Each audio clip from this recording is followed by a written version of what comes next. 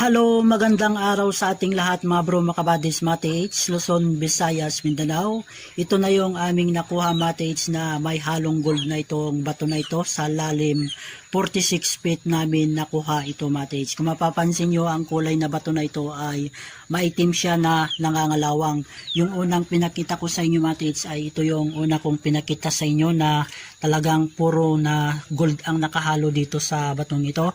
At ang kabiyak niya Mate-H na sinabi ko sa inyo, yung kabiyak niya na hindi pa namin nakuha sa ilalim ay ito na yung kabiyak niya Mate-H. Kung mapapansin nyo, yan talaga ay purong gold Mate-H na kumikinang siya talaga. At itong ibang malilit na parteng bato na ito ay solid din na may makikita tayong gold talaga na nakadikit